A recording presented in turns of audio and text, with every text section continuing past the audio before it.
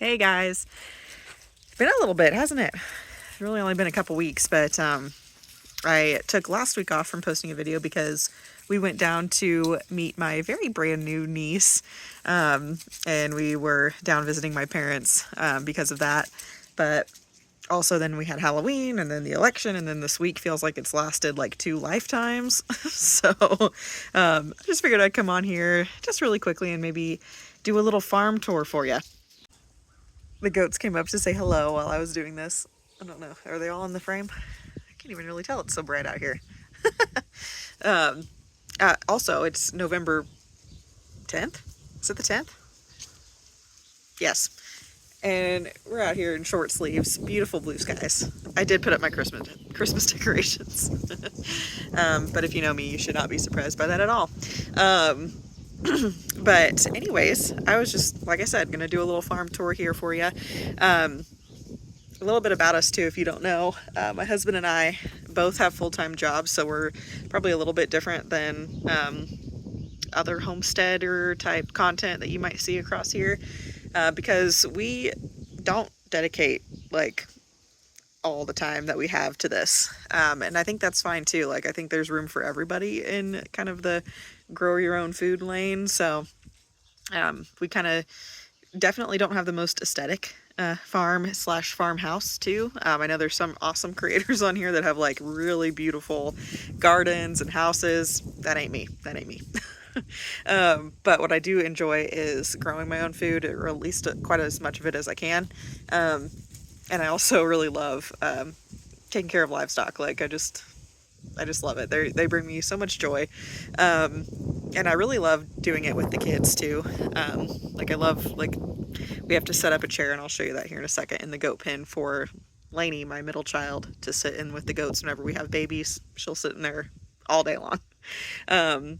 But my husband, he owns his own business. It's an excavating business, and I am a meteorologist, a consulting meteorologist, and I do that mostly at home, which is awesome. By the way, I used to be on TV. I would have to drive an hour each way to get to work and back at, like, 1 o'clock in the morning, because I was the morning meteorologist. That was not it. And it's so much nicer being able to stay home, even though sometimes, most of the time, my shifts seem to be pretty weird still. Like, I still have, for example, tonight I have the midnight shift for tomorrow morning, but then I'm on just a regular shift for the rest of the week. So it's not as like set in stone whatever I'm going to be doing, but I kind of like that part of it. I also get to do some traveling for work, which is nice. But then also with it being home, it's way nicer for having the farm, because I can just, forward my work phone to my cell phone and bebop around outside and take care of some animals and collect some eggs and get some fresh air, and it all works out. So without further ado, we'll get a little close up on the goats for you. So you already saw the goats briefly. I do let them free range a little bit in the afternoons, but a lot of the time they end up right back in their pen anyway. But that's okay. They get some exercise out of their little pens, and you can see we've been so dry. I don't know, since like the beginning of the summer, basically. So they hardly have anything growing in their pen anymore. We did just recently get some good rain, which is good, but yeah, I let them out so they can at least get some stuff while things are still growing. And they are distracted at the moment because I spilled some grain here when I was feeding the pigs earlier, and of course they have to clean it up. But this is Princess. This is Duck, and that's what happens when you have like a 2 and a 3-year-old naming your goats for you. The black one, and the older black one, that is Mirabelle. She was born when Encanto came out. And then this one is Precious, and she's the newest member, who was born at the beginning of the summer. And these are all Nigerian dwarfs, so they all are basically the size of, like, I don't know, like a chocolate lab or something, like golden retriever, almost. So they're pretty small, but almost like dogs. But I have these guys to milk, and actually we're just kind of winding down on our milking here for the year, because I am not, I just don't want to do it in the cold. I'm such a baby. When they're free ranging, like, I'm basically their shepherdess. They'd kind of follow me around. But we're also registered breeders for Idaho pasture pigs, which I love them. If you've never had the absolute pleasure of being around an Idaho pasture pig. They're the sweetest pigs ever. Like, my boar Marty will literally like roll over and let you pet his belly. I'm going to insert a clip of that here because I took a video of that one time. It's great.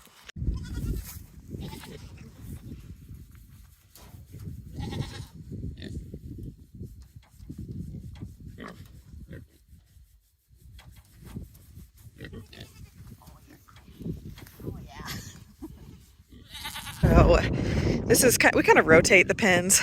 This one's empty right now, but all of the offspring of the last 2 litters we put together. So these are our grow out pigs that we have right now, and they think that I have something for them, which I don't. I'm sorry, guys. But they're so friendly. These guys maybe a little bit not so much.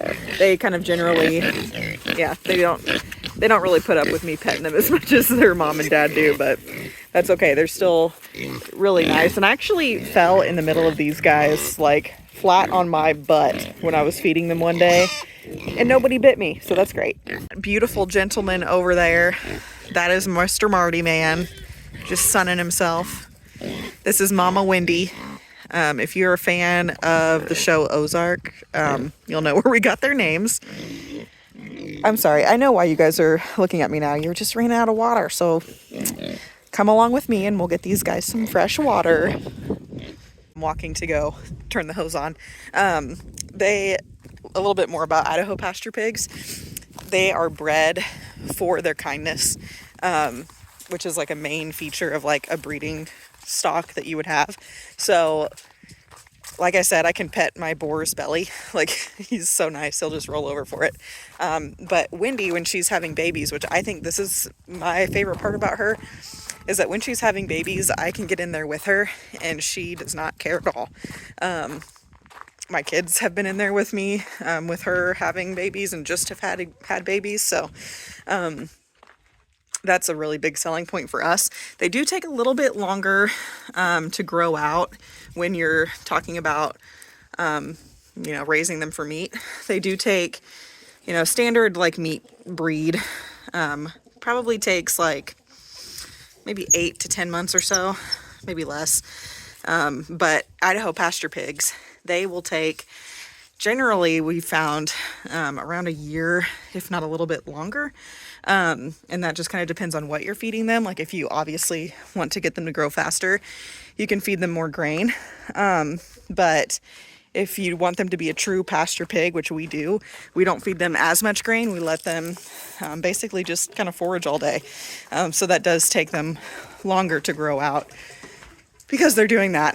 And my gosh, I need to start running. I am out of breath just getting this hose set up, and we have to do it through the goat pen, which is kind of weird, but like I said, we're not the most aesthetic farm, but we get it done. That's where we were looking at the goats earlier. And now we are coming into their pen to put the hose through this little hole that goes into the grow out pigs water bucket. That is very hard to do one-handed. Okay, let's see. Okay, that should work. Okay, we'll go try. If you didn't see them at any other part here, I do have a whole mess of free-range chickens. We're all molting, so everybody looks a little rough. So don't ask me how many chickens I have, because I honestly don't know. My mother-in-law hatched out like 2 or 3 batches of chicks last season, all at different times, so it made it kind of challenging to raise them up, but we did it, and very happy because I got some really cool breeds that I had wanted, and then some kind of mixed breeds, which is also kind of fun because you never know what they're going to look like. Oh my gosh, look at these goats. I don't know. They are way down there. I hope nobody gets shocked because that's what we have around the pig pens is hot wire. They are awfully close to that. They probably won't. I don't know. They're making me nervous though. But they're all trained to it, which is nice because we don't have to put, all of this in hog paneling. We can just run a couple strands of hot wire to keep them all in. Anyway, the water seems to be working just fine. Look a little bit past the goats, way down there in the distance, these 2 boxes. Those are our bee hives. So we do keep bees. We're not the best beekeepers by any means, but we get honey, so that's cool. I don't think we're doing anything overtly wrong with them, which is also great. Whoa. We also do some row cropping, which we had soybeans in this year, which you can kind of see they look very sad. But remember when I said it's been dry for what feels like a million years? Yeah, soybeans didn't do so well this year. Now that you've seen all of our animals, I think we'll hop in the side by side and I'll take you down to the lower part of our property, which is like back behind those trees there. After I turn off the water, Becky, I have been known to leave this water on, and I've done it for like 6 hours before. So we're gonna shut the water off first, and then we'll take a ride down to the lower part of the property. Won't we, precious? Yes.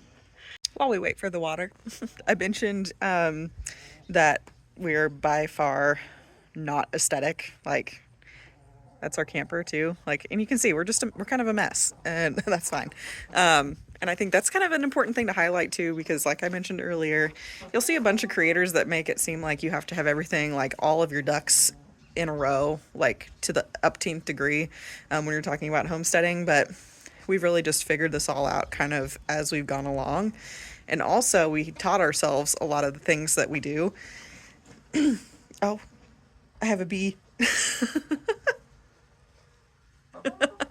I used to be terrified of bees too, by the way. Like when we first got these bees, we put them in the cab of the truck, which was stupid. 1. 2, we did not like duct tape up any of the holes in the box. If you're catching my drift here, we had to drive 3 hours with these bees back to our house with them out of the hive in the cab with us, hundreds of bees. It was terrible. I was freaking out. But now look at me, it was just buzzing around my hair and I was fine. But like I was saying, we have taught ourselves a lot of the things that we do, and we're not very organized. But I think that's fine. Like, if you really do want to, grow your own food, if you want to have your own animals, if you have the space to do so, like, it does not have to be perfect. And I think that's kind of the bigger thing that I enjoy about this, and I like to share with people, is that, like, you don't have to have it all perfect to be able to do stuff like this. Like, if you want to do it, you're going to figure out a way to do it. And that's kind of what we did too. So, and that's been the case, and we've been doing this since like 2019. And I feel like I'm still learning new things all the time. Okay, the water's good, clearly. So before we go for a ride, we're shutting this off. We're remembering to do this together. There we go. There, confirmed. Water is off.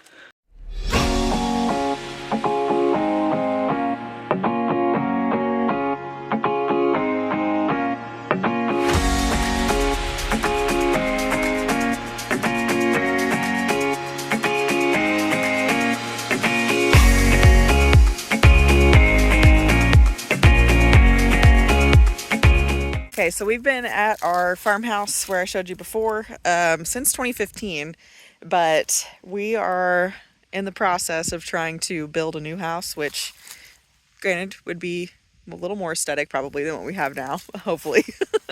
But it has been kind of a process, and we're trying to do it in such a way where we're not going to be like in debt a ton. There's deer tracks? Cool. And also we kind of want to do a lot of it ourselves as well, so we'll be bringing you guys along on that too. This is on the other side of the trees, the other side of our property. We've got Belle over there, but this is going to be the future site of our house. It's going to be kind of like, one of those steel frame buildings, and then it goes all the way back down there. We have a total of just about 70 acres, and a lot of it is wooded and really beautiful, so we're really excited to get down on this part of the property, but obviously it's been a process. So we do have the pad built, as you can see. We've got the drive built as well. It's a little bit harder to see, but it kind of goes down that way all the way down towards the road. We do have some plans drawn up for it, and we're kind of in the process of fine-tuning those. But like I said, we're hoping to do quite a lot of this ourselves. I think it's I'm sure I'll correct this if I'm wrong, but hopefully I'm not. I think it's going to be 60 by 100 is the dimensions of our building. It's going to be about half house, half shop, and we're really excited about it. Another part about living out here that I just love is letting the kids kind of run around and do what they want and just be kids. Not do what they want, do what they want within reason, okay? Like, within reason is a princess dress-up costume, rain boots, and running around and playing in ankle-deep mud. That's within reason. But with that, I'm going to let you guys go for this week. I hope you have a really good one. We'll be back here again next week with you. But if, you want to comment and say hi in the meantime, I'd love it. See you guys next week.